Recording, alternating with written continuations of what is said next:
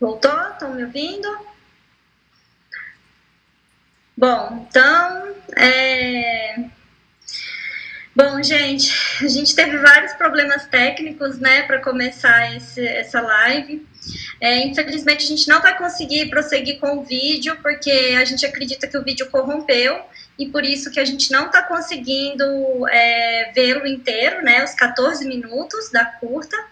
E eu vou pedir encarecidamente a vocês para que possam acessar o link do vídeo, né, através da nona mostra Ecofalante, que é onde o vídeo está disponibilizado, inclusive está concorrendo à categoria de curta, né, e, se possível, prestigiem lá, né, as nossas parceiras aí do filme, e nós vamos continuar o debate, né, sem o filme, e aí, assim que puderem, assistem lá na nona mostra Ecofalante, tá bom?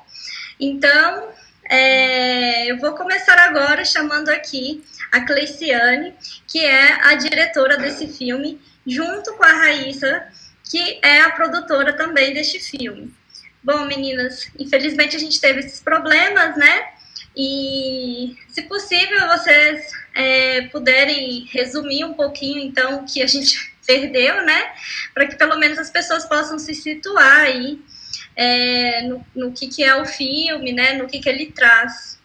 E depois disso, eu gostaria de ouvir de vocês, assim, um pouquinho dos bastidores, né? De como foi feita essa curta e como foi esse processo para vocês, né? E também para os pesquisadores, enfim, gostaria de ouvir isso de vocês. Oi, Larissa, boa noite. Que pena que não deu para ver o filme, mas o link aí já está com todo mundo. Daqui a pouco as pessoas vão poder assistir. Antes de tudo, também eu agradeço, né, o convite de participar desse debate. Sou jornalista da UNB-TV, né, que é o canal de televisão da Universidade de Brasília, e trabalho lá junto com a Raíssa, que é publicitária da UNB-TV, e ela trabalhou na produção de imagens, captação de som e também na edição do filme. Fez um montão de coisas, que é assim que a gente se vira no serviço público. Eu queria só falar um pouco antes do que despertou esse trabalho, né? Que o fato de a gente trabalhar na universidade nos coloca em contato com diversas pesquisas e diversos projetos de diversas áreas.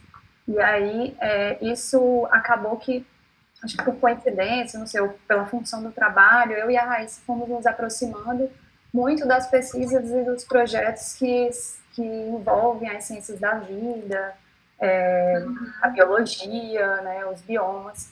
E aí, antes do curta, né, sobre o Cerrado, a gente já tinha feito um trabalho que foi uma viagem que a gente fez para a Amazônia com estudantes da UNB também.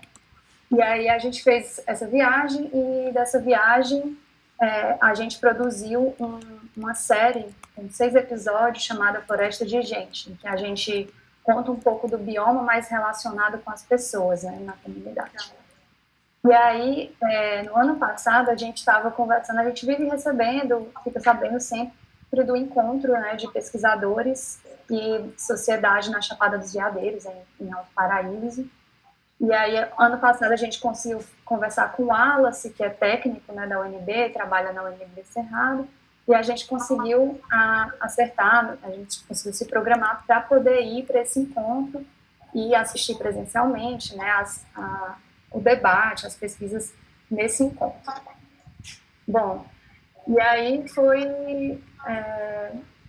chamou muita atenção, né, porque lá foram 2 dias bastante corridos, em que os pesquisadores do ICMBio, da UNB e de outras instituições, né, de outras universidades brasileiras, ficam lá apresentando, tem um tempo contadinho para apresentar suas pesquisas.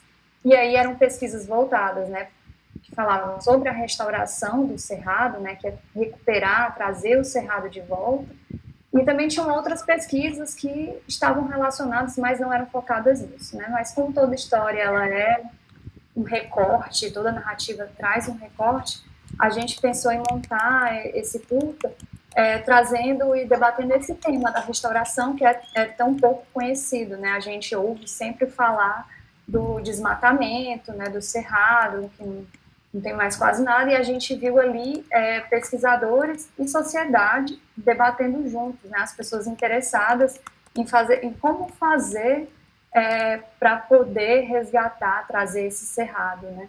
Inclusive, essa expressão cerrado de volta, a gente ouviu lá de moradores, né, acho que foi até com o Claudomiro que eu entrevistei, e aí, enfim, a gente buscou tratar desse tema, né, para levar para outras pessoas, né, eu achei muito interessante, porque traz também uma mensagem em tempos tão difíceis, né, em que a gente vê tudo sendo destruído, que há, assim, uma possibilidade de resgatar, né, de preservar, de recuperar os biomas, né, brasileiros, que são tão importantes, tão fundamentais para as nossas vidas. Não sei, a gente queria falar alguma coisa da montagem também, porque eu trabalhei mais na produção, no roteiro, né? E aí a gente trabalha muito em parceria, mas ela desenvolveu mais essa parte da edição, né, também. Também queria agradecer pelo convite de vocês. Eu não tenho muito a acrescentar, não. A montagem a gente faz juntas, né, com o roteiro que a Cleisiane vai desenvolvendo. E eu não sei, acho que a Cleisiane já deu uma boa resumida do que é o documentário.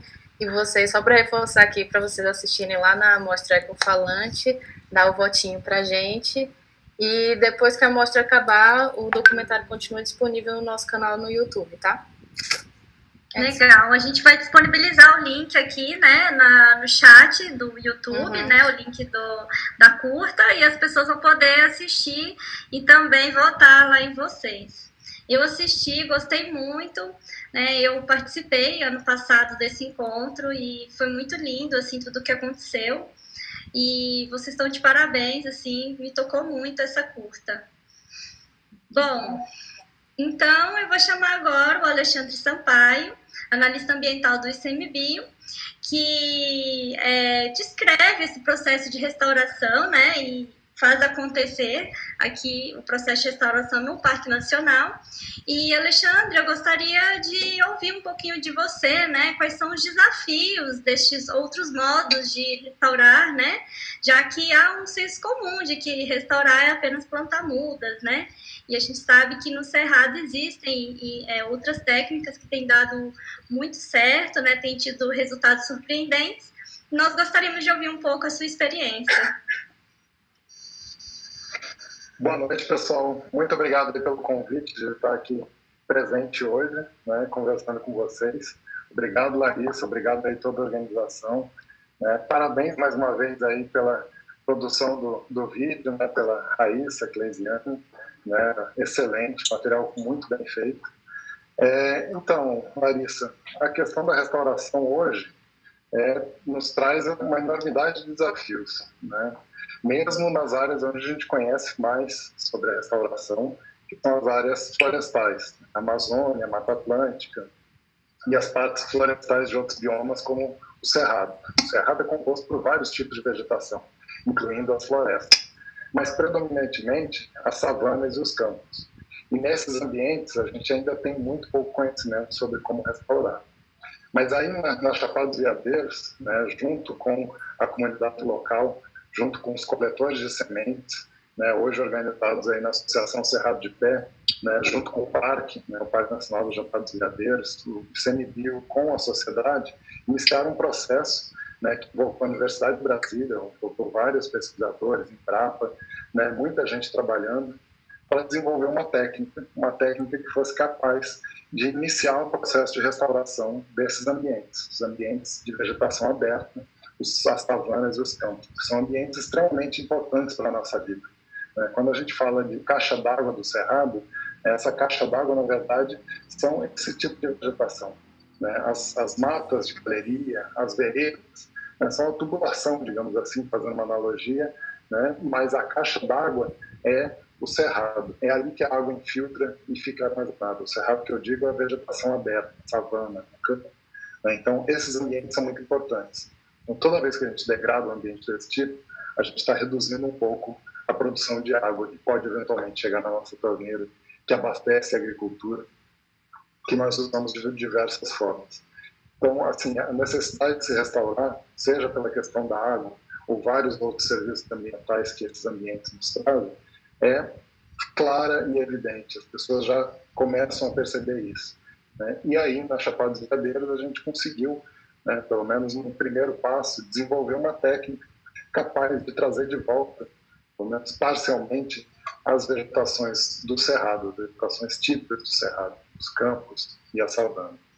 Então, os desafios ainda são muito grandes, mas pelo processo que a gente iniciou aí, que a gente tem chamado de restauração inclusiva, né, uma restauração que não é simplesmente pensando na questão ambiental, mas é uma restauração pensando em todo o ambiente, nas pessoas, né, no envolvimento e no engajamento das pessoas nesse processo.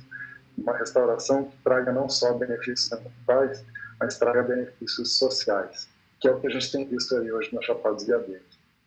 Essa restauração é feita pela técnica da semeadura direta, demanda uma grande quantidade de sementes para ser realizada, e para coletar essa quantidade de sementes, a gente precisa de muitas mãos. É um trabalho artesanal, é um trabalho que depende de pessoas que conheçam e vivam no Cerrado, né? Então, as pessoas que estão aí na Chapada dos Veadeiros, os coletores de semente, são cruciais nesse processo. E sem a gente ter envolvido e engajado eles nesse processo de toda a forma possível, né? Desde o planejamento, entender como funciona a restauração, entender a importância da restauração, né? E entender todo o processo que aqui está ligado, né? E está ligado com as mudanças climáticas globais, né? Está ligado com os acordos internacionais que o Brasil assina, né? Isso tem uma repercussão mundial, né? O que é feito hoje na Chapada pelos coletores, né? E a restauração que é realizada tem reflexo no mundo inteiro.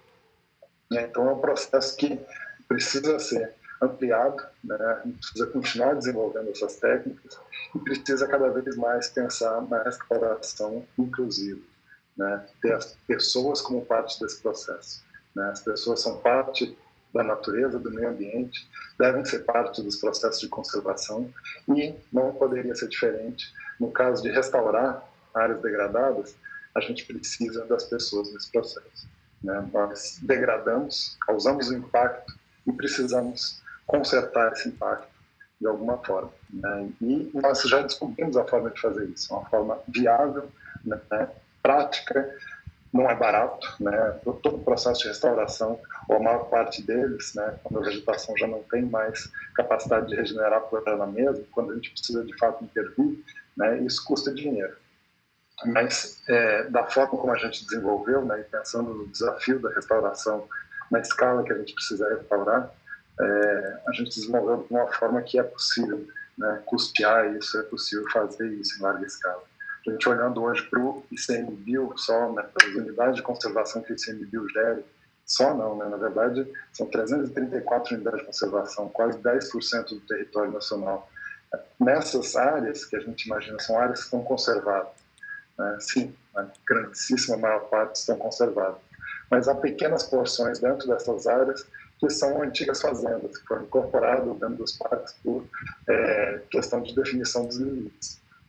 E a incorporação dessas áreas causou um problema para a conservação, porque a gente tem áreas que não são mais áreas de produção, passam a ser áreas de conservação, mas que não funcionam para isso. No caso do parque, a gente tinha áreas cheias de capins invasores, de pastagem, uma pastagem abandonada, que o cerrado não voltava de volta.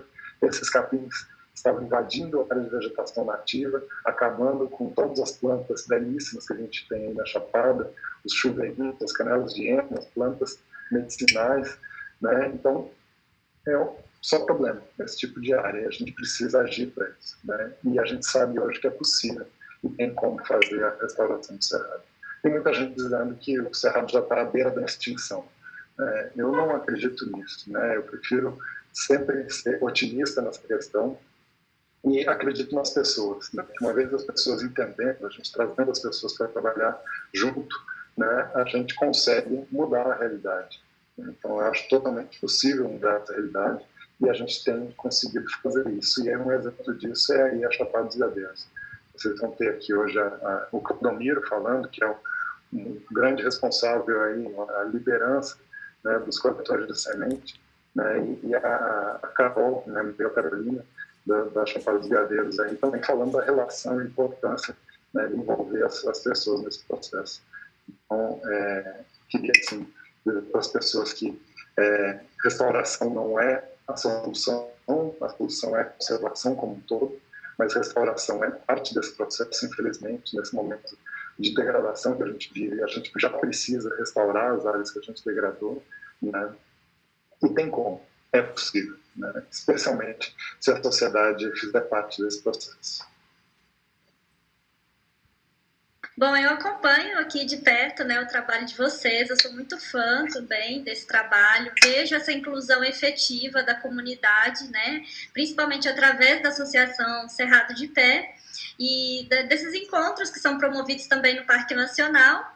E nesse aspecto eu gostaria de chamar aqui o Claudomiro, né, nossa liderança aqui da comunidade, e com certeza tem muita coisa para contar para a gente em relação aos desafios, né, dessas redes de coletores, quais são os aprendizados da formação dessas redes, né, e como isso tem te marcado, assim como também tem marcado a vida de muitas outras pessoas, né. Então eu gostaria de saber um pouquinho mais, Claudomiro, sobre esses aspectos aí da rede de coletores.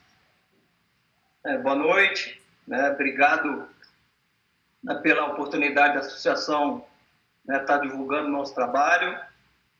Né? Meu nome é Claudomiro de Almeida Cortes, né?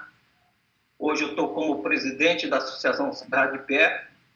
Só lembrando que sou nascido e criado aqui na Chapada dos Veadeiros, né? Tenho esse privilégio, só que esse privilégio de nascer aqui na Chapada dos Veadeiros, em um lugar muito encantador, também traz muita responsabilidade, né?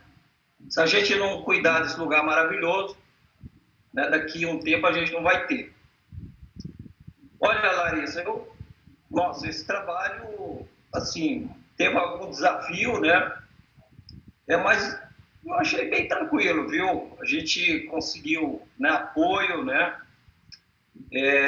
Só lembrando aqui, né, que a Associação Cerrado de Pé, ela é fruto, né, de uma iniciativa do Parque, né, Nacional Chapada dos Veadeiros. Quem teve essa ideia de começar a restaurar, né, aqui na Chapada dos Veadeiros foi o Fernando Ribeiro, o nosso professor aí, Fernando Ribeiro. E tudo começou assim. Desculpa. Em 2007, né, eu fiz o curso da brigada, né, para ser brigadista, né, até 2007 eu era um agricultor, né, sou filho de agricultor, filho de garimpeiro. Então fiz o curso visando, né, receber, né, o salário e tal. E aí comecei a trabalhar com brigadista, combatendo incêndio, né, dentro da Chapada, né, dentro do parque. E aí, junto com, né, a equipe do ICMBio, né, mais o Fernando Ribeiro, na época ele era o gerente do fogo, né, ele sempre explicava para toda a brigada, né, que estava ali, a importância que a gente, né, tem de preservar, né. Ele tem uma visão assim, muito ampla mesmo. E aí, em 2009, a gente estava no combate de incêndio, né, e a gente montando estratégia de combate de incêndio, e a gente estava já perto para a gente controlar esse incêndio. Só que assim, a estratégia que a gente estava montando, né, nesse combate de incêndio era num campo de cerrado nativo, né, vegetação menor, então a estratégia estava dando certo. Faltando assim uns 50 metros para a gente controlar o incêndio, né, essa parte que a gente ainda não tinha controlado chegou no pasto, né, que é dentro, né, que estava dentro do parque. Né, antes de criar o parque, né, tinha vários fazendeiros, né, com a criação do parque, né, moveu esses fazendeiros, só que ficou áreas grandes, né, de gramíneas exóticas, né, braquiária, antropólogo, capim-gordura, né, tem vários, que é capim africano, onde os fazendeiros tiram essas gramíneas nativas, né, o cerrado, para colocar essas exóticas, né, para criar gado. E aí, nesse dia, a gente perdeu o controle do incêndio, né? O incêndio, eu pensou que era fácil, mas quando esse incêndio chegou nessa pastagem, né, a gente perdeu totalmente o controle desse incêndio, né? E aí a gente, né, o Fernando Rebelo teve essa ideia, vamos começar a restaurar essas áreas de pastagem do parque, né, essas famílias exóticas não são daqui e tal. E ali eu falei, embora, né? Só que assim, não tinha experiência nenhuma. E aí a gente começou a fazer pequeno experimento em 2009.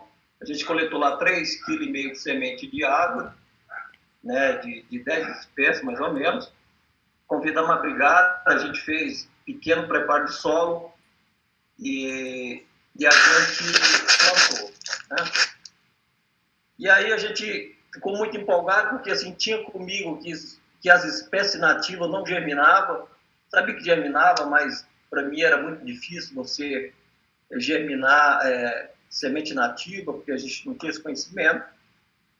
Mas quando a gente plantou e a gente voltou nessa área 2 meses depois, a gente chegou lá, nossa, tinha nascido tudo.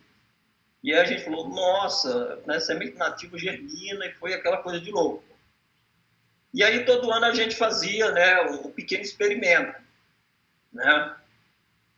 Bem, e aí em 2015, 2016, né, teve a empresa que chama Norte Brasil, ela tinha que fazer a compensação de 94 hectares.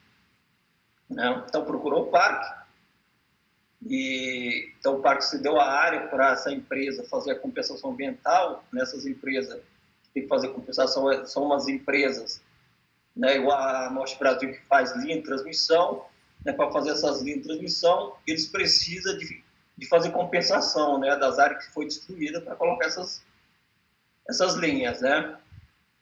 E aí o parque, na época, né, através do Alexandre e tal, intermediava esse trabalho, né, dessas famílias que coletavam semente com essas empresas que tinham que fazer compensação ambiental. E aí, assim, em 2015, 2016, a demanda foi grande. Né? A gente veio fazendo pequenos experimentos, só que em 2015, 2016 era, né, 100 hectares. E aí a gente precisava de várias famílias ou de várias pessoas para coletar sementes. E aí a gente começou, né, ir nas comunidades, nos assentamentos, né, pegar essas pessoas que moram em torno aqui do parque, né, aqui na Chapada, né, para coletar semente. Então a gente saía, treinava, né? Só que acontece que 2015, 2016, né, estava garantido que essa empresa restaurada estava comprando semente dessas famílias, né, que a gente já tinha treinado. No final de 2016 já tinha 64 famílias já treinadas. Para 2017, né, essas famílias já não tinham expectativa, porque essa empresa tinha a meta, né, e foi cumprida. Para 2017, né, tinha esse grupo de coletores, não tinha para quem vender sementes. E aí, né, foi no final de 2016, né, a gente recebeu uma visita, né, até do setor da Globo, né, o Marcos Palmeiras. Ele estava aqui na Chapada, né, fazendo um manual de sobrevivência, ficou sabendo desse grupo que estava coletando semente. Então, ele foi até a gente, né, a gente conversando com ele, né, aí eu comentei com ele que para 2000, né, para aquele ano a gente tinha para quem vender sementes. Para 2017 a gente não tinha expectativa de vender semente, né? A gente já tinha essas 64 famílias já treinadas, 66, perdão, e se a gente não, né, faz isso, se a gente não conseguisse vender semente em 2017, essas famílias iam voltar, né, fazer o que eles sempre faziam, que era tirar o cerrado, né, desmatar o cerrado para plantando, né, o seu mantimento, né? E aí, né, o Marcos Palmeiras ligou para o Sebrae veio até, né, nós coletores, e aí a gente sugeriu uma associação, porque aí a gente ia ter um CNPJ e tal.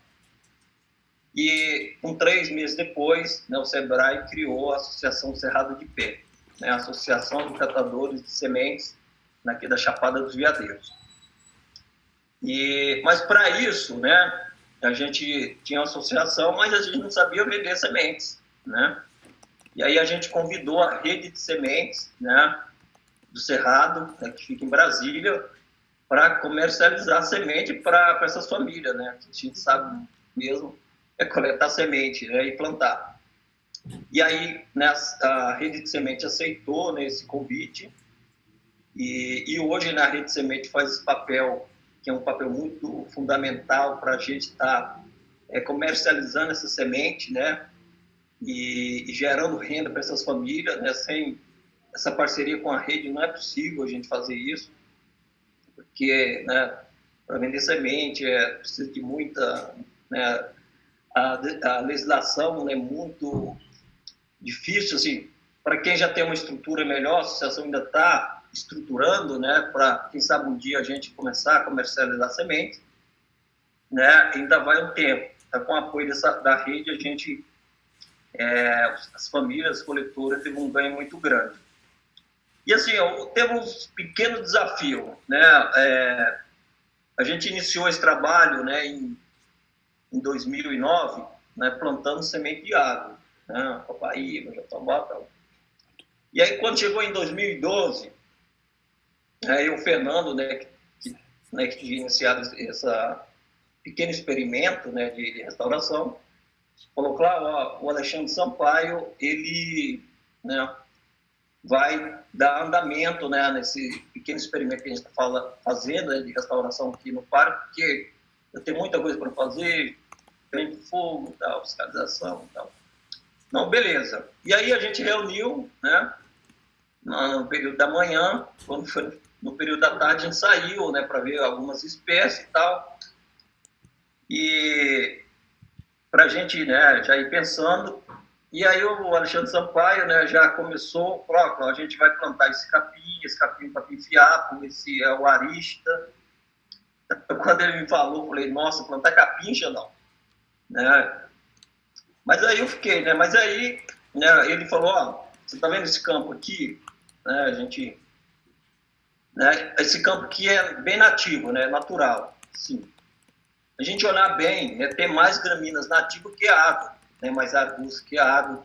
Então, se a gente pega uma área que era cerrado e a gente coloca só árvore para você restaurar cerrado, e aí eu fiquei, caramba, mas mesmo assim eu fiquei ali, né, a gente tinha entendido e tal, mas a gente tinha cabeça, né, de plantar só árvore, né. E bom, aí em 2012, né, foi quando a gente começou, a gente plantou uma área lá de 3 hectares, e aí eu fui, né, fui entender a importância, né, das gramíneas. Logo assim a gente viu que tem várias espécies de gramíneas e arbustos que ela nasce, cresce bem, então já faz aquele trabalho de cobrir as gramíneas exóticas, a gente vê que é muito importante.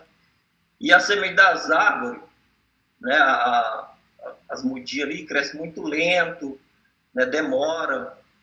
Então a gente vê que foi fundamental restaurar cerrado com as gramíneas nativas, né, os arbustos.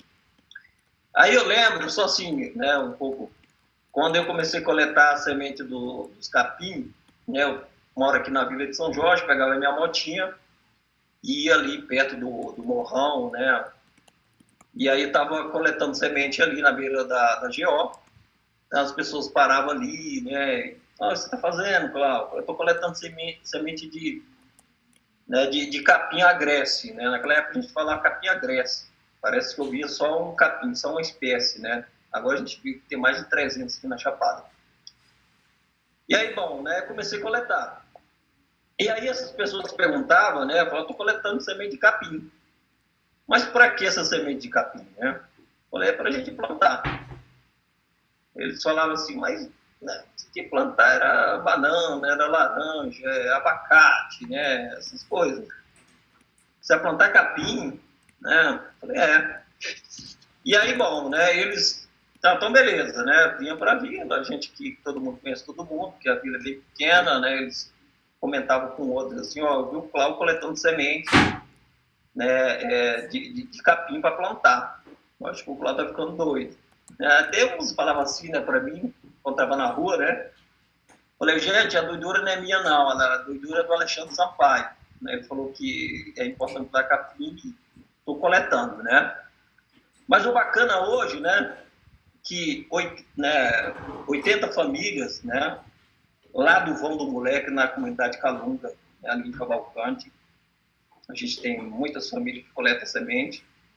Em Cavalcante também tem várias famílias, em Teresina de Goiás, várias famílias coletando semente, né, em Alto Paraíso, São Jorge, Colinas, São João da Aliança. Então, em toda a Chapada tem essas famílias, né, coletando, né, um trabalho bacana que eu acho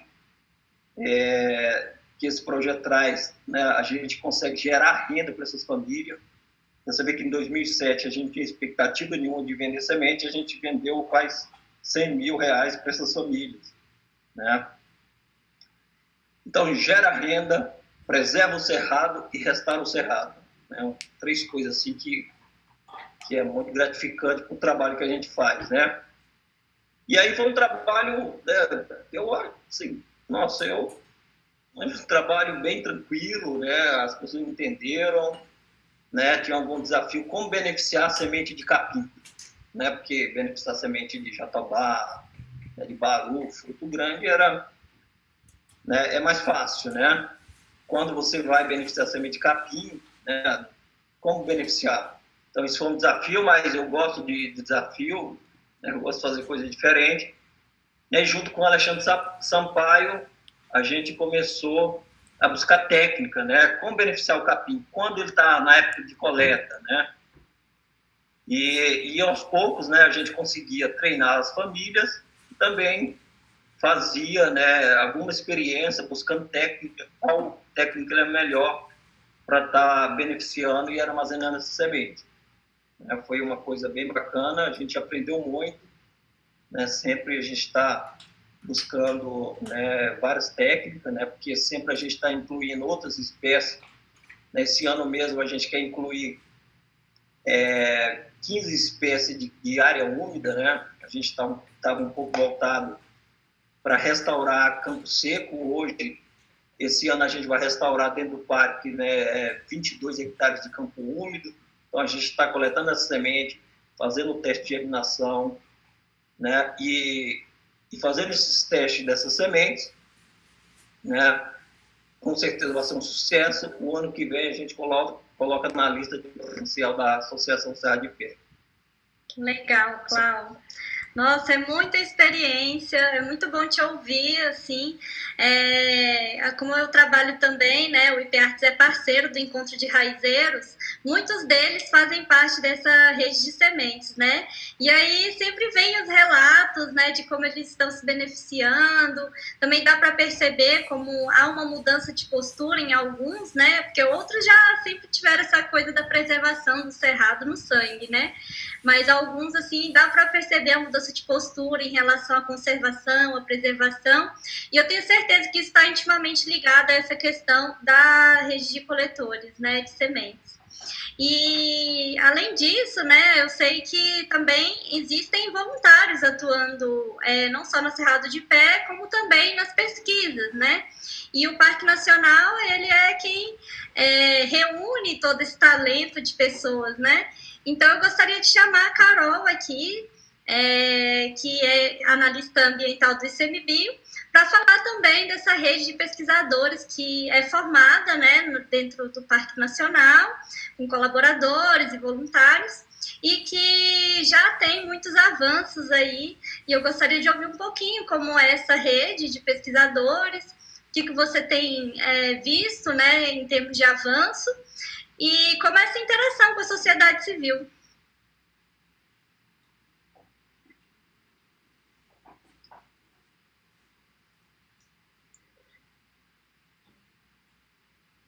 Tá me ouvindo, Carol?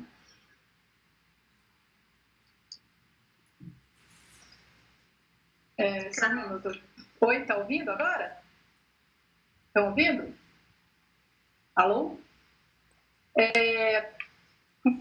Então, o parque ele já tem um histórico de tentar sempre envolver a sociedade na gestão, nas várias esferas da gestão, já de um bom tempo. Que é uma premissa da gestão pública ambiental, né, de tentar envolver ao máximo as pessoas do entorno, pesquisadores, enfim. E a gente já vem trabalhando nisso em várias frentes. O voluntariado é uma dessas frentes de envolvimento da sociedade, seja ele de jovens pesquisadores, estudantes, sociedade civil em geral, independente de ser estudante ou não de alguma área específica, né? Às vezes é só uma pessoa que se interessa pela conservação. O nosso programa absorve, né? E a gente também, no caso da rede de pesquisadores, e especificamente na restauração, o que vem acontecendo ao longo do tempo, como o Cláudio falou, a primeira iniciativa que começou ali com os brigadistas, de fazer um plantio de uma área, assim, bem, vamos fazer, começou fazendo, isso ao longo do tempo foi incorporando várias pesquisas. Hoje você tem várias universidades do Brasil inteiro e de outros países estudando só o tema da restauração. E considerar só nessa região que a gente está trabalhando, mas na área do parque como um todo. Então, a gente tenta sempre ter esforços de integrar esses pesquisadores, para que as pesquisas sejam cada vez mais compartilhadas, né, para que os pesquisadores conversem entre si, para fazer pesquisas integradas.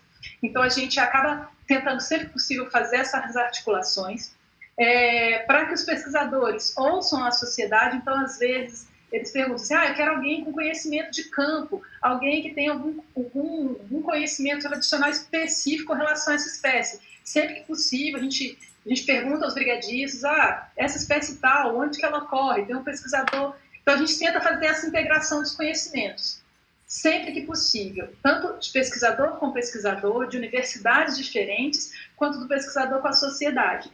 E isso acaba também trazendo no próprio pesquisador uma vontade ainda maior de devolver isso para a sociedade. Não só com o artigo, com o conhecimento científico em si, mas com a divulgação científica, com dar acesso a esse conhecimento gerado para a população como um todo.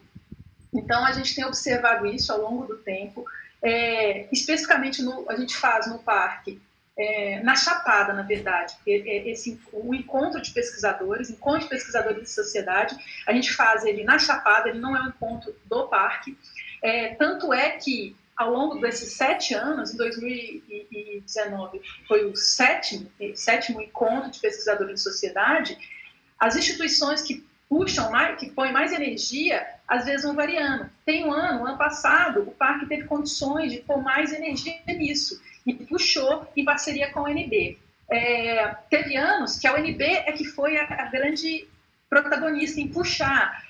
A gente envolve também a UFG. Então, assim, o importante é manter esse ciclo anual de encontro pesquisador e sociedade, e que a gente vai fazendo isso da melhor forma que a gente consegue. Às vezes vai ser uma instituição que vai puxar, né, porque é um encontro público, às vezes é uma instituição pública que vai puxar, às vezes é outra, às vezes a energia forte vai ser uma associação que vai colocar, enfim, isso não é engessado.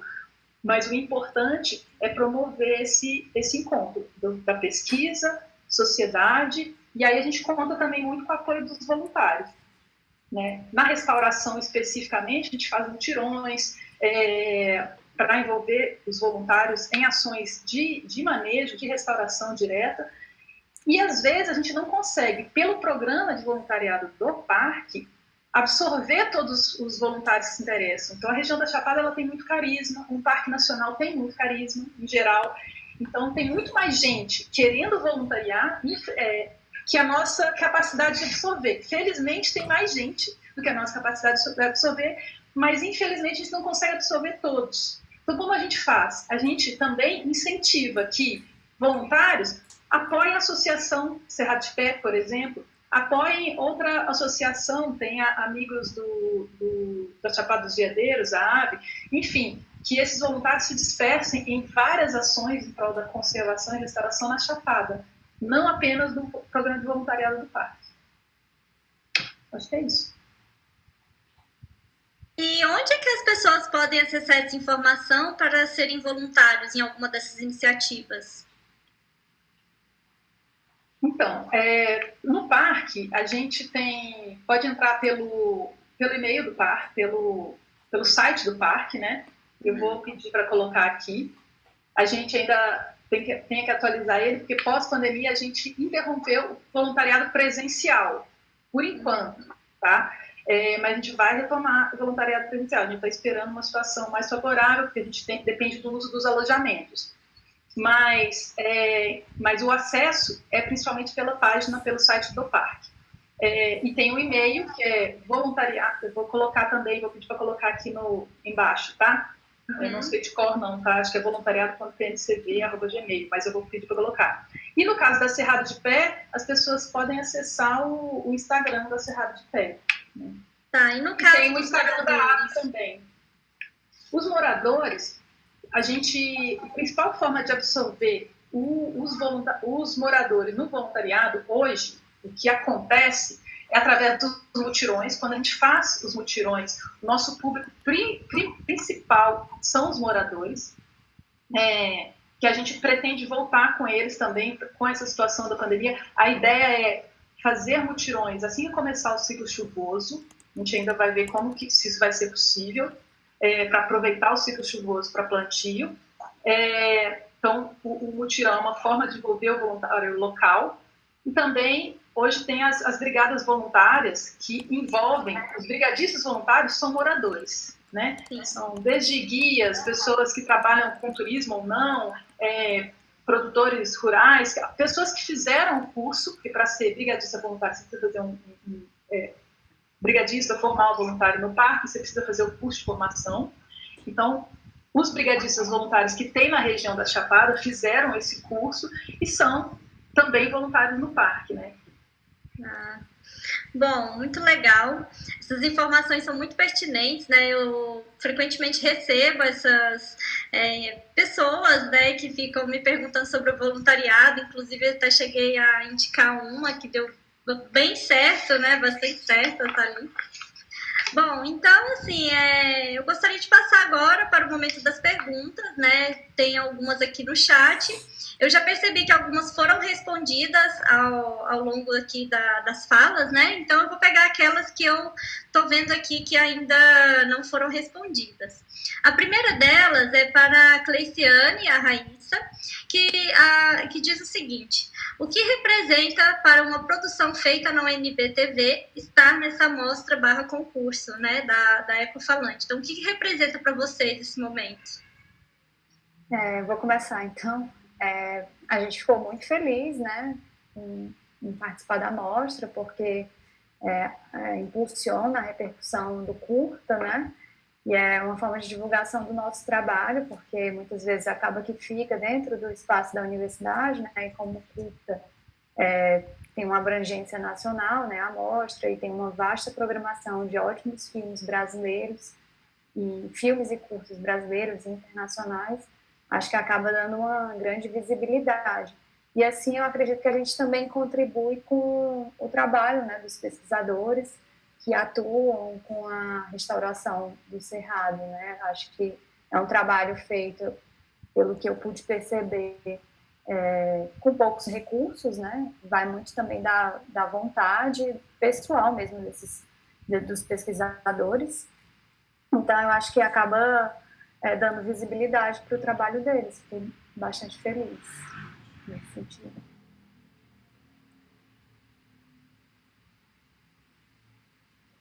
Eu também fiquei bem feliz, porque normalmente nossos vídeos eles ficam mais presos aqui em Brasília, né, para o pessoal da universidade, e é bem legal que eu nem esperava, na verdade, que esse vídeo fosse repercutir tanto. E é bem legal, né, porque é um festival nacional, dá oportunidade de outras pessoas do país assistirem, é legal. A gente até acompanhou, né, outras pessoas compartilhando nos stories, no Instagram, gente de São Paulo, interior de São Paulo, e aí achei legal, assim, não esperava que fosse alcançar pessoas tão distantes. Assim. Se depender aqui da equipe do IPArtes, esse vídeo ainda vai pulverizar. Bom, gente, outra pergunta para vocês é se vocês têm dicas de produção de vídeo na temática socioambiental. É meio difícil dar dicas, né? Mas eu acho que não só para temática socioambiental, eu acho que para qualquer temática, né? Eu acho que a grande dica é buscar uma boa história e tentar contar uma boa história, né? de forma que, assim, para a gente acaba que busca as histórias dentro no âmbito da pesquisa, dos projetos dentro da universidade, né? E aí a gente tenta transmitir isso de uma linguagem mais acessível, né? Porque a gente tenta fazer uma tradução do que os pesquisadores contam para a gente, né? A gente traduz para um público mais amplo que não teria essa linguagem científica. Então, acho que a minha dica é buscar boas histórias, assim, ver potenciais de algo que não foi dito ainda e é isso, e tentar transformar isso numa linguagem que o público vai conseguir acessar de uma forma mais fácil, né? Eu tô vendo que ele perguntou do processo criativo, né? E esse e o outro da Amazônia que a gente fez, a gente meio que foi descobrindo, né, nos lugares o que a gente não tinha muita ideia do que a gente ia encontrar e a gente foi descobrindo o que poderia ser, né? Acho que é importante na hora, né? Acho que o importante é ter um processo de escuta, né? Estar atento ao que o outro diz, né? E a partir daí a gente foi a partir do encontro presencial é que a gente foi pesquisar e buscar saber mais, entrevistar, e aí acho que partiu disso mesmo, né? Do local, né? Não houve tanto uma pesquisa prévia antes. Isso. Gente, bom, então vou passar aqui para a próxima pergunta, que é para o Xandão e Alexandre, né? E ao Clodomiro, que é: qual a importância de se entender os aspectos socioculturais no processo de restauração do Cerrado?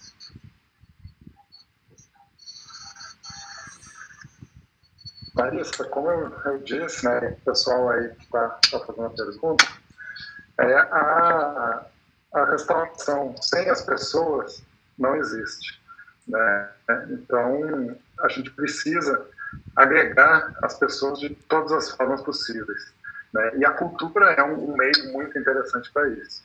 Então, a gente tem uma diversidade do Cerrado sociocultural imensa, né? A gente tem vários povos do Cerrado convivendo, interagindo com os diferentes ecossistemas que a gente tem aqui, né? E se toda essa diversidade não for incorporada nesse processo, a chance da gente, de fato, alcançar a escala que a gente precisa na restauração é muito difícil, né? Uma iniciativa que a gente está tendo hoje, na verdade, é agregar grupos de coletores de sementes de várias partes do Cerrado, né? E várias culturas e várias localidades espalhadas pelo Cerrado inteiro, né? Para que essas pessoas unidas, né, consigam, de fato, fazer essa restauração do lanchar.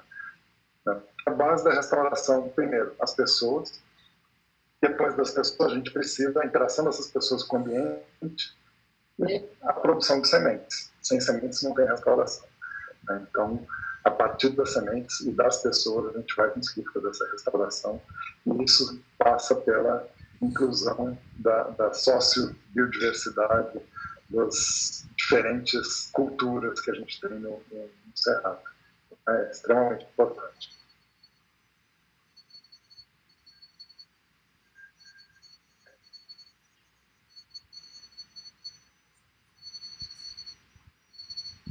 Cláudio? Bem, Larissa, assim, Xandão já disse tudo, mas eu vou trazer aqui alguma coisa assim, só para fechar essa fala. Antes desse projeto, né, aqui de restauração na Chapada, né, a gente via as famílias, via o Cerrado como um empecilho, né, porque tinha que desmatar, tinha que tirar, né, o Cerrado para plantar seu mantimento. E depois desse projeto, né, as famílias vê o Cerrado como aliado, né? A gente tem coletor que comprou um bezerro com um pé de cagaita, né? Ele coletou as sementes, através da associação, através da rede foi vendido. Essa semente foi usada para restauração. A cagaita, a gente sabe que dá um pouco bem, uma polpa bem gostosa, né? Então, ele beneficiou a polpa também, vendeu aqui nos restaurantes, lanchonete, né, em vários lugares, que é um lugar, a Chapada é um lugar turístico, né? Então, assim, foi fácil para vender. Então, ele pegou o dinheiro da semente e da polpa da cagaita, né?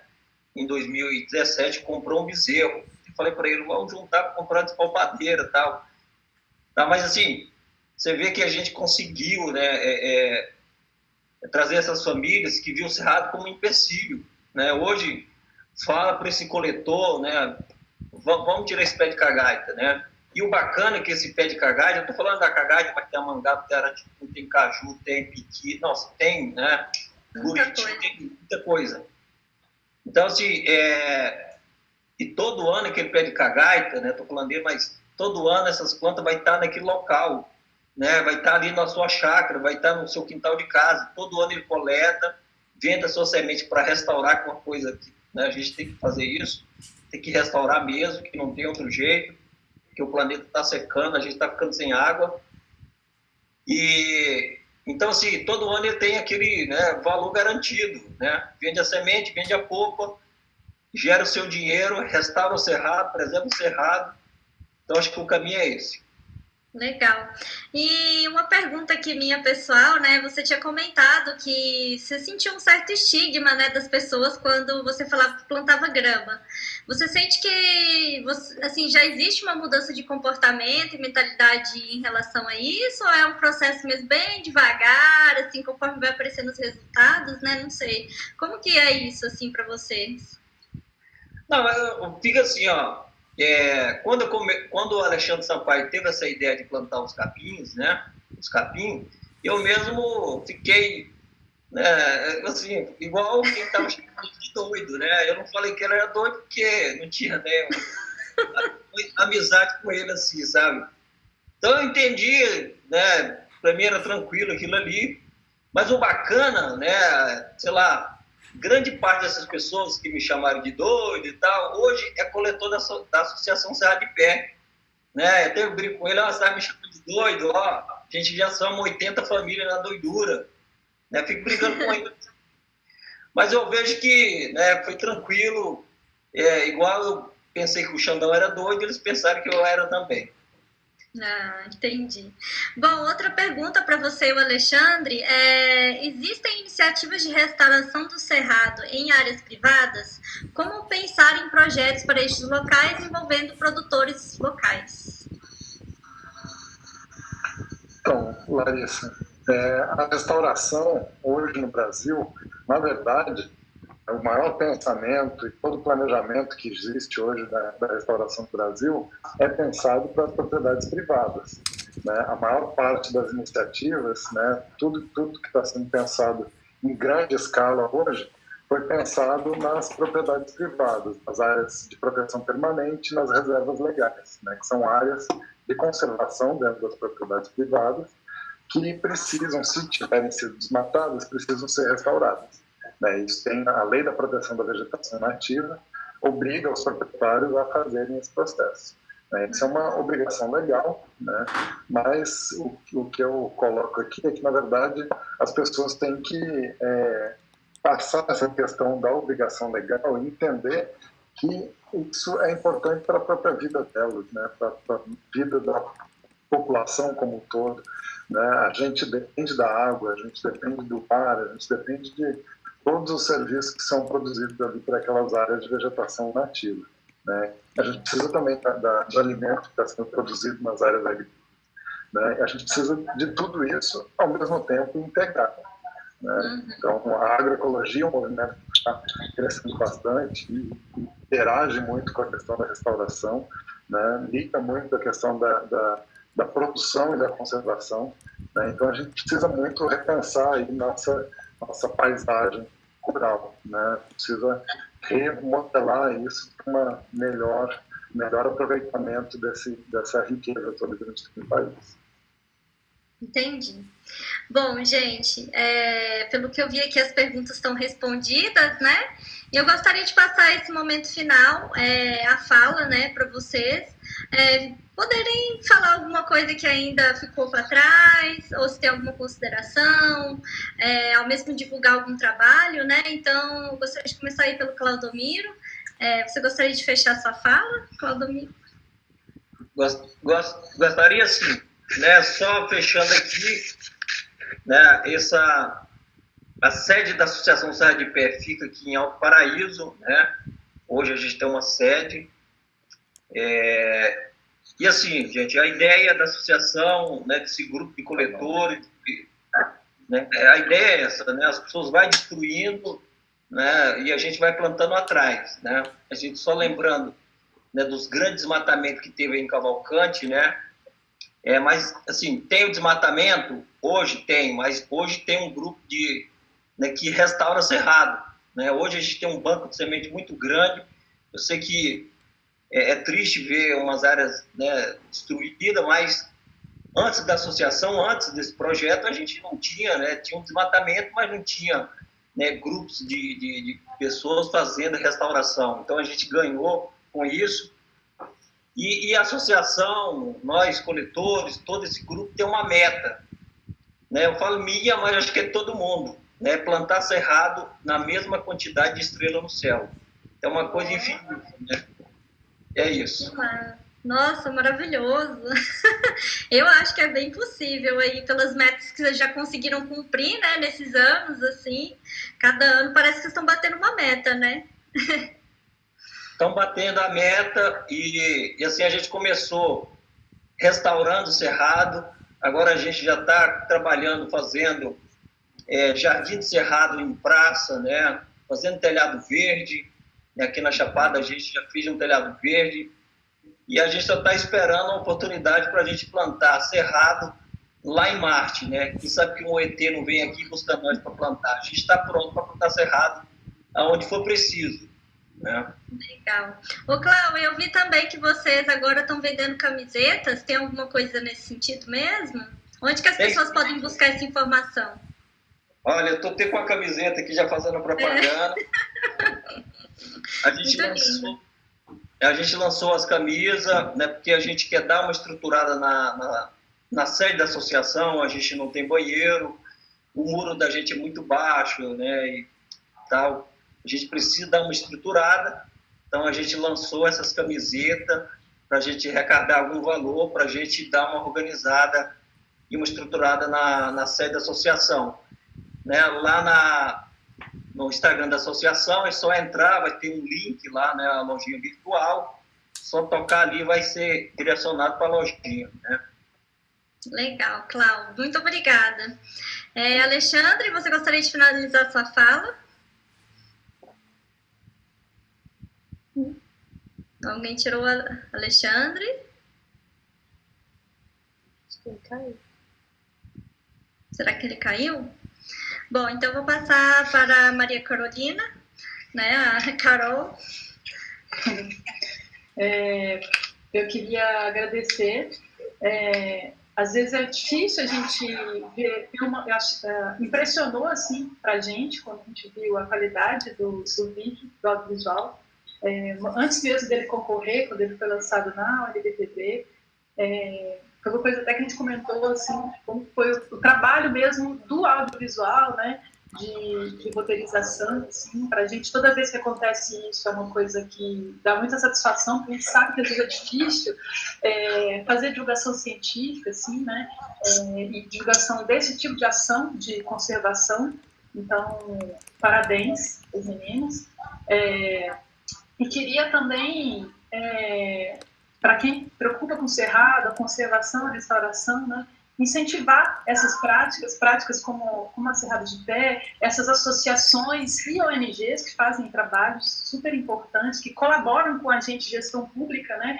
Então, o NBTV, o parque, a gente é gestão pública, mas a gente depende desse apoio de associações, instituições, sociedade civil, como IPArtes, como a Associação Cerrado de Pé, como Amigos do Parque, enfim, associações que apoiam a gestão pública, que tem na sua missão esse brigar pela coisa pública, né, pelos direitos coletivos. Então, para a gente é super importante, e além de ser uma satisfação trabalhar com o Cláudio, ter o contato que a gente tem com os coletores. E aí eu queria fazer também uma divulgação de um trabalho do pessoal de uma universidade aqui perto, da UFT, que está fazendo um trabalho com as receitas do Cerrado, né, que é uma forma de valorizar o Cerrado, como o Carl comentou, da Cagaita e tal, a Universidade de Arraias, a Universidade Federal do Tocantins, aí você vai colocar o link. E quem conhecer doceiras, né, que às vezes até poder apoiar essas doceiras a fazer os vídeos, né, porque o festival esse ano também vai ter que ser virtual, então é uma forma aí de você apoiar e valorizar a conservação, quem realmente vive da conservação do Cerrado. É isso. Obrigada. Legal, Carol. Então o link está aí disponibilizado, né? E, bom, eu vou passar a fala agora para a Cleiciane.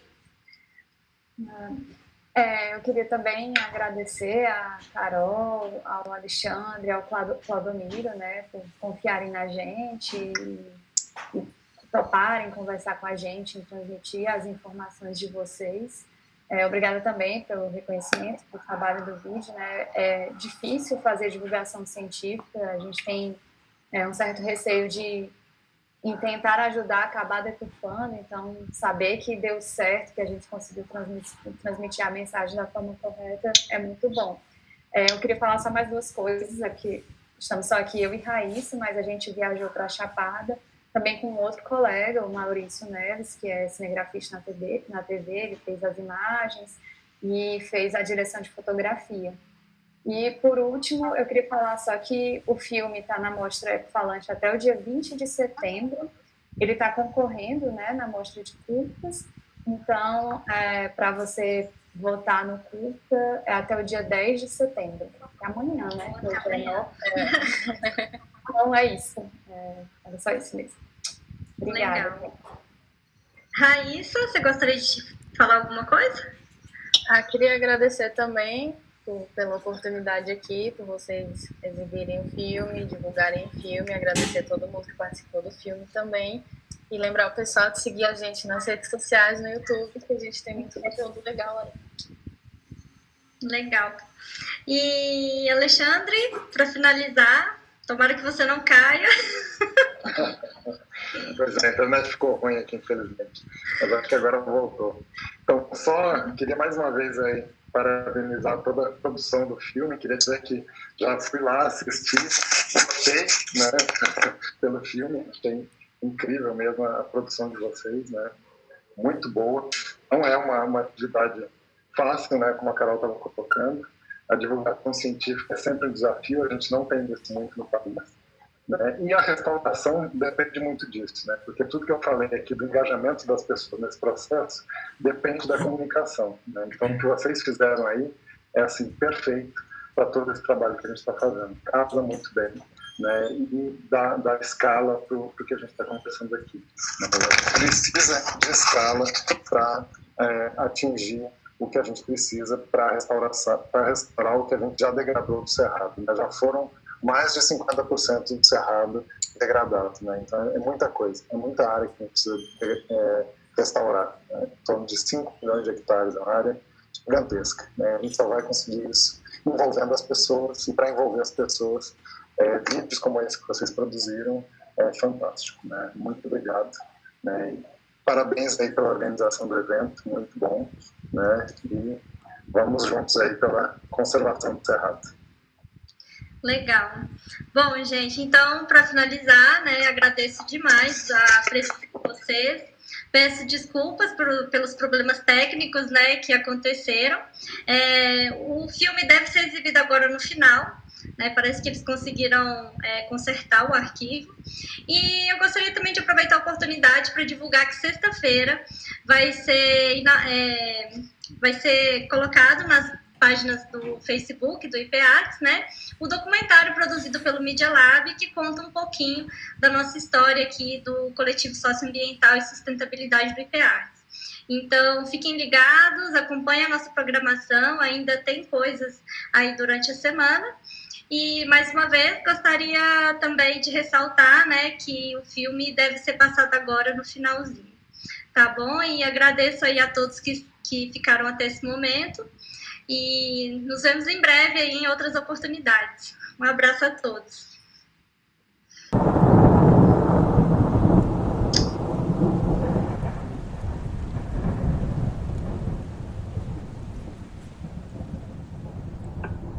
abrir o vídeo aqui, eu ia pedir para incluir o link.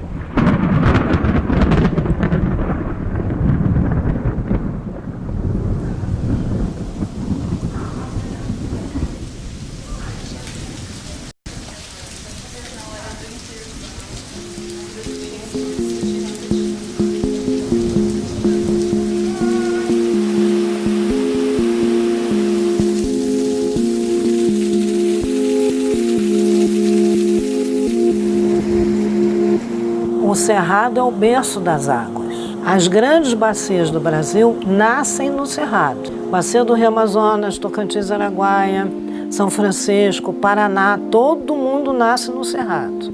Mas a água vai embora, porque nós estamos no Planalto Central. O que significa Planalto Central? Plano alto, no centro do Brasil. Então a gente está a 1.000, 1.200 metros de altitude. Se a água nasce aqui, ela naturalmente vai embora. Se a gente começar a retirar a vegetação nativa, a gente não tem a entrada e a manutenção da água no solo, como se fosse uma esponja, para que a nascente seja alimentada. Então a importância do cerrado é para o país. Se você retirar o cerrado, o país vai ficar sem água.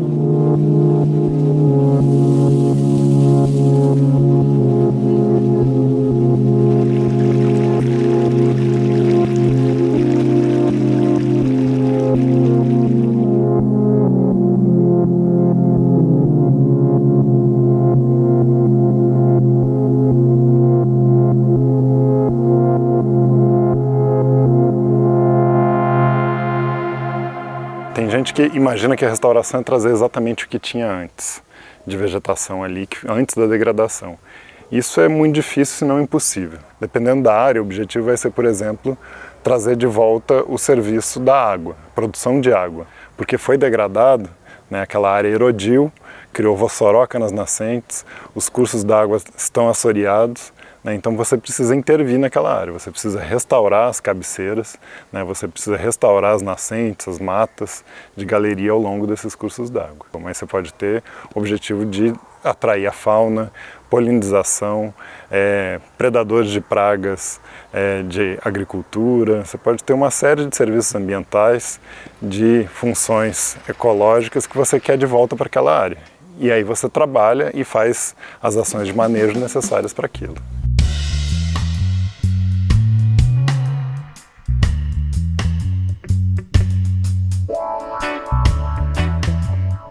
A situação mais comum que a gente tem hoje, que a gente tem inclusive desenvolvido várias técnicas e pesquisas sobre isso, são as áreas de pastagem abandonada, né? As unidades de conservação são criadas com um limite que muitas vezes engloba antigas fazendas, né? E essas áreas, que eram áreas agrícolas, se tornam áreas degradadas, né? Que não têm um fim, não tem mais o fim agrícola e não servem para conservação. Tá? Então, dentro de uma unidade de conservação, esse tipo de área tem como objetivo a restauração, né? Você trazer de volta os elementos da vegetação natural. Tá? Então, por exemplo, essas pastagens, a gente tem técnicas, né? Uma das técnicas é a semeadura direta, que a gente semeia espécies nativas do cerrado naquela área. No caso, a preocupação nossa é com as gramíneas exóticas invasoras, essas gramíneas africanas que foram trazidas para servir de pastagem, né, para gado, mas que elas têm, por exemplo, em áreas que hoje não são para conservação do cerrado, mas antes era pastagem, se a gente não faz nada, elas não se recuperam espontaneamente. Então a gente precisa fazer uma ação para retirar essas gramíneas exóticas para que as nativas tenham espaço, que elas tenham vez, porque essas gramíneas exóticas invasoras, elas crescem mais, elas abafam as outras, então sem intervenção ali, o sistema tende a ficar mais ou menos estagnado ali. Então, se a gente quer recompor o cerrado, a gente tem que retirar elas e acrescentar as espécies que não estão mais presentes ali.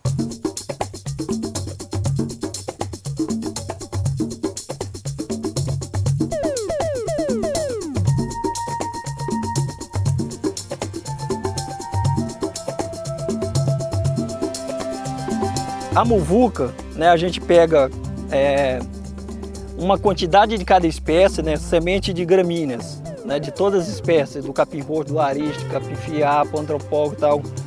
A gente pega uma quantidade de semente de arbusto. A gente pega uma quantidade de sementes de árvore, né?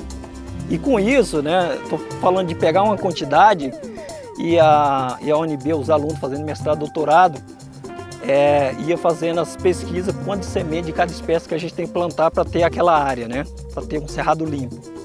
E aí a gente pega essa semente, né, mistura com areia ou com terra, faz a mistura, um mix de semente, uma muvuca meio de semente. A gente joga dentro da calcareadora e a calcareadora a gente regula, né, para jogar quantidade que a gente, né, precisa de semente por metro quadrado, por hectare. O cerrado ele tem essa característica de ter vários estratos, né? Então, para o cerrado, esse extrato baixo das gramíneas e das ervas, dos arbustos, é muito importante para a biodiversidade do cerrado. A maior parte da biodiversidade do cerrado está nessa porção. Então, tem vários capins nativos que são plantados, arbustos e árvores. Na mistura, faz uma mistura de sementes que tem todos esses estratos. As menores vão nascer mais rápido, mas as sementes plantadas de árvore, elas já estão ali. Então, às vezes, a gente vai numa área restaurada, a gente vê que ainda está baixo. Mas a semente da árvore já está ali, só que ela é de crescimento lento. As outras vão crescendo, as árvores vão crescendo a seu tempo para recompor todo o cerrado. E não fazer só plantio de árvore, porque fazer só plantio de árvore do cerrado não é recuperar o cerrado. Então, a gente olhando aqui, tem um cerrado de gramíneas nativa, mas se olhar bem a gente vai ver que tem as árvores despontando, né? Tem o carvoeiro, jatobá, o tamboril. É uma área que a gente fez em 2016.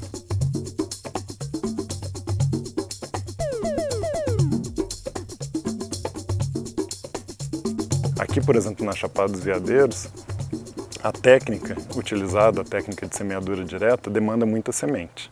Uma quantidade muito grande de sementes tem que ser coletada. Essas sementes são coletadas por pessoas aqui da região. Não é uma empresa, não é algo comercial, mas sim pessoas da região que se interessaram pela atividade, se interessaram pelo objetivo da atividade, que é restaurar cerrado, se juntaram nesse processo, foram capacitados com o apoio do ICMBio e hoje são coletores de sementes. E hoje eles estão tirando a renda deles sem precisar desmatar o cerrado para fazer uma roça, por exemplo. Toda planta do cerrado para eles tem um valor monetário, econômico inclusive. Eles tiram sustento deles muitas vezes dessas espécies da coleta de sementes para a restauração. Então esses coletores é orientado para fazer a coleta da forma certa. Se a gente tem uma árvore cheia de sementes, a gente só coleta 30% da semente que está na árvore. Os 70% a gente, já é orientado para a gente deixar para alimentar a fauna, para a planta fazer a dispersão das sementes. Então é um trabalho bem consciente mesmo, sabe?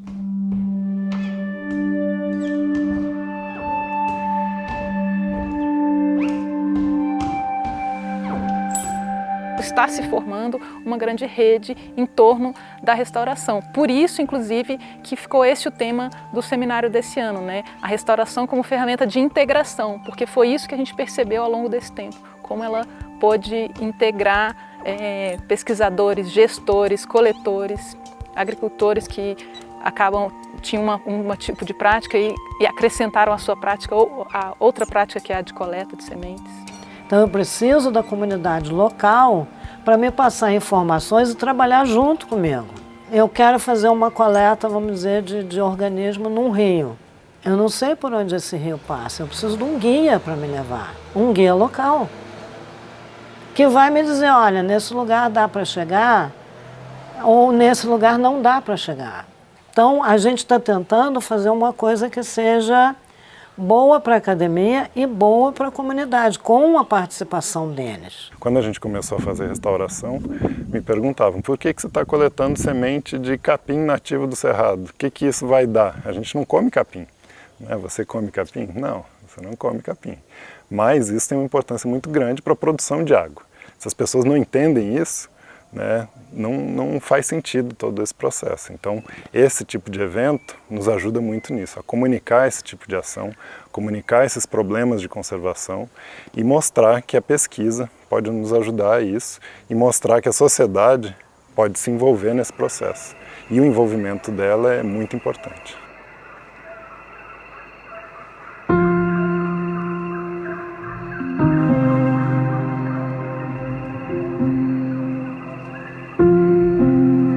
O o incêndio afetou áreas semelhantes às áreas que a gente já estava restaurando e já tinha desenvolvido mais técnicas, mas afetou também áreas muito sensíveis que não deveriam pegar fogo nunca, como as matas ciliares.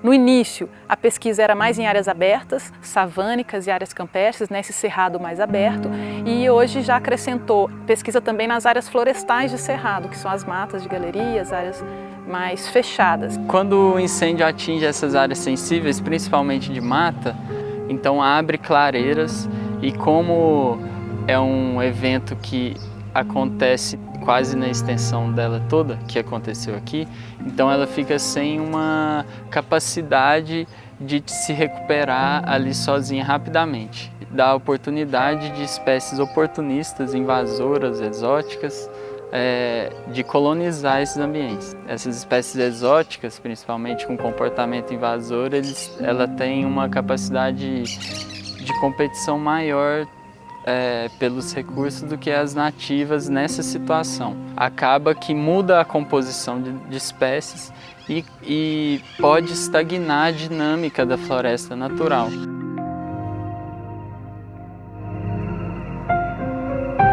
Nas áreas de mata de cerrado atingidas, a gente está usando outras técnicas também, como o estaquia, né, que a gente é um pedaço da planta que a gente coloca na terra e ela rebrota. Isso está sendo avaliado, a efetividade disso. E essa pesquisa está avaliando a efetividade disso, porque aí a gente consegue, para algumas áreas, ter uma técnica adicional, além do uso de sementes.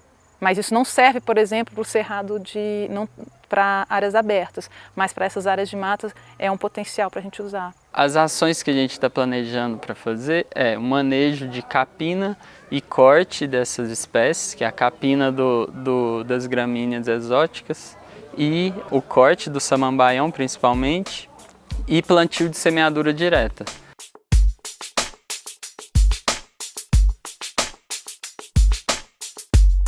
Fui criado aqui, correndo em cima dessas montanhas, então isso tá na minha veia, corre no meu coração aqui o cerrado, então eu tenho muita vontade de estar sempre fazendo ações que façam com que a gente tenha cada vez mais cerrado, né? Contra a grande onda que está acontecendo, que é o desmatamento do cerrado e a redução dele.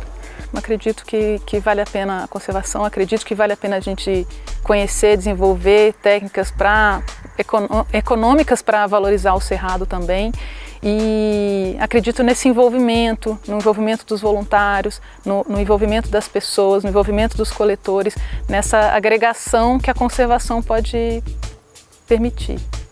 Trazer o cerrado de volta, mata de galeria, principalmente aqui no parque, a conservação desses ambientes, diversidade, porque a riqueza está aí, nas plantas, nos bichos, não é em outra coisa, né? A gente tira tudo daí, a gente sobrevive assim, não tem outro jeito.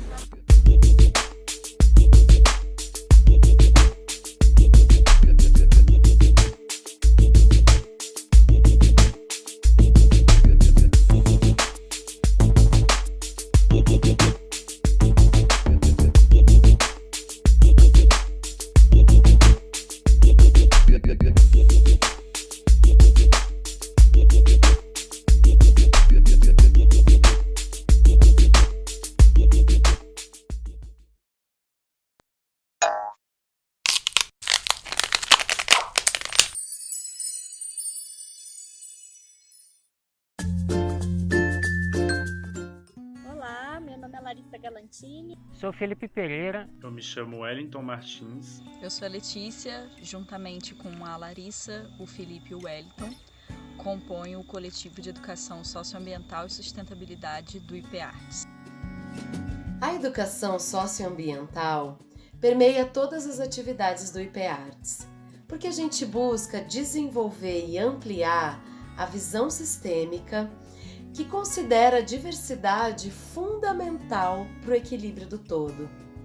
Considera a noção de pertencimento e de interdependência entre todos os reinos e todos os seres vivos. E ainda que a natureza não é recurso e nem utilidade, que a natureza é elemento vida e que nós somos natureza. E por isso a gente pode co-criar com ela a nossa realidade. Nesse sentido, uma educação integral que busca sustentabilidade e resiliência precisa trazer elementos da natureza para dentro dos processos educativos. Vivemos um sistema social em que naturalizamos o homem como centro de tudo, em contraponto a um sistema social que seria muito mais natural e benéfico para a gente, que seria um ecocêntrico. Ou seja, com respeito a todas as formas de vida, independente do seu uso e importância para o ser humano.